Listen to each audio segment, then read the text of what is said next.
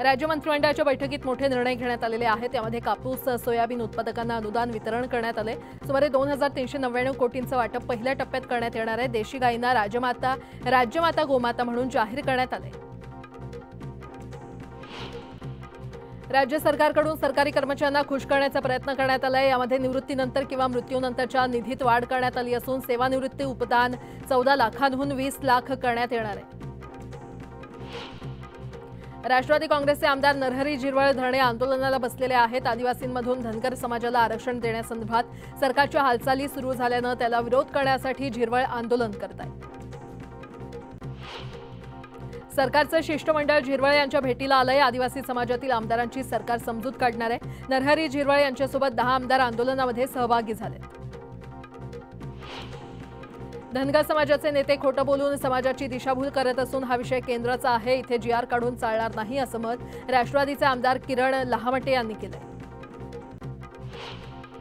भाजप नेते पद्माकर वळवी यांनी सरकारला घरचा आहेर दिलाय। धनगरांना आदिवासी प्रवर्गात समावेश करण्याचा अधिकार राज्य शासनाला नाही, तो अधिकार केंद्र शासनाला असल्यानं यात राज्य शासनासह मुख्यमंत्र्यांनी विनाकारण ढवळाढवळ करू नये अशी भूमिका पद्माकर वळवी यांनी घेतली आहे।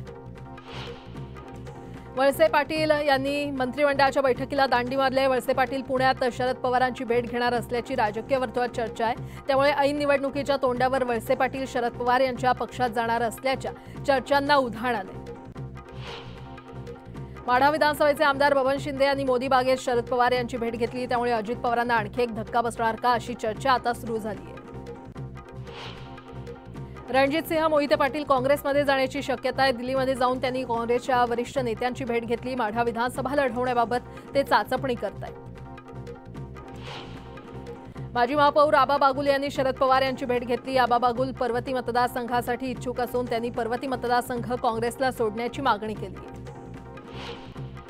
उपमुख्यमंत्री अजित पवारांनी फलटण विधानसभा मतदारसंघातील उमेदवाराची घोषणा केली आहे। विद्यमान आमदार दीपक चव्हाण यांना अजित पवारांनी पुन्हा उमेदवारी दिली आहे। विधानसभा निवडणुकीसाठी महायुतीच्या उमेदवारांची पहिली यादी नवरात्रीमध्ये येण्याची शक्यता आहे। भाजप नवरात्री दरम्यान 40 ते 50 उमेदवारांची पहिली यादी जाहीर करणार आहे। या यादीमध्ये शिंदेंची शिवसेना आणि अजित पवारांच्या राष्ट्रवादीचेही उमेदवार असतील का हे स्पष्ट नाहीये।